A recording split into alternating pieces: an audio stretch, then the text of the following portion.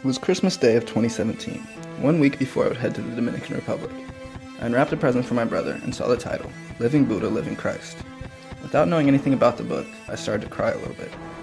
Then my brother told me about the book and how our uncle had given it to him before he went to study in Tanzania, and how it helped him along his journey. I immediately felt the love and knew that this book was special. I spent the next week saying bye to friends and family and packing what I needed. On the morning of January 2nd, I began my journey and stepped out into the snow for what would be the last time that winter. I was full of excitement and could not wait to learn and give back. Viktor Frankl once wrote, "Happiness cannot be pursued, it must ensue. And it only does so as the unintended side effect of one's personal dedication to a cause greater than oneself, or as a byproduct of one's surrender to a person other than oneself." So naturally, as I headed to the DR, I expected happiness to ensue. When I got on the airplane, I opened my book for the first time and read it intently, trying to absorb its wisdom. Within the book was a quote about mindfulness that went like this. Breathing in, calming. Breathing out, smiling. Living in the present moment. This is a wonderful moment. This quote quickly became a frequent and familiar practice, reminding me to stay present and positive along my journey. The first couple weeks in the DR were full of enjoyment. I was making friends with the other American students studying abroad, and I was trying to spread positivity to everyone along the way. But after a couple weeks of being in my English bubble, I began to grow lonesome.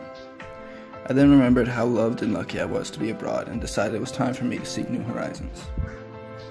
I decided I would practice my Spanish and get to know the community by volunteering at the foundation that was close to my house. The first few times going to the foundation were awesome because I was working with kids like I wanted to, and I quickly bonded with them. And every time they see me, they are full of excitement and give me high fives.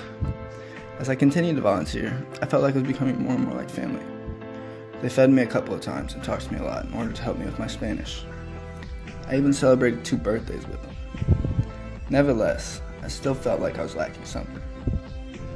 I wanted to make friends outside of volunteer work and learn from them. So I continued with my positive attitude and kept an eye open for friendly faces. Then, February came around, and I went to the first carnival alone, hoping to have a good time. That's when I saw a friendly face inviting me to join his group in the parade. I finished the parade with them and got their numbers so they could invite me to next week's carnival. Shortly after making my first Dominican friends, I began to make more and more, and they've all helped me learn and invited me to have fun with them. I experienced a different type of nightlife with an ex-gangster. I experienced a Dominican barbecue with some metalheads. I was introduced to a kipe. I was taught how to dance.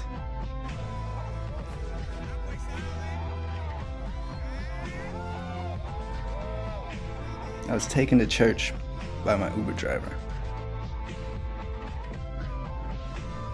I was treated like family in Cienfuegos and was given a bed, food, habichuelas con dulce, and a delicious mango.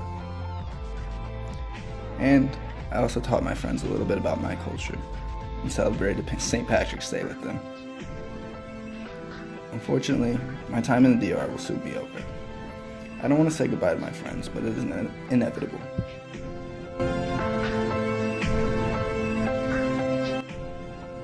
Throughout my journey, I've learned a lot. I've learned to be kind to strangers and those who are suffering, and to stay positive and open to new experiences, and to try and learn from every moment.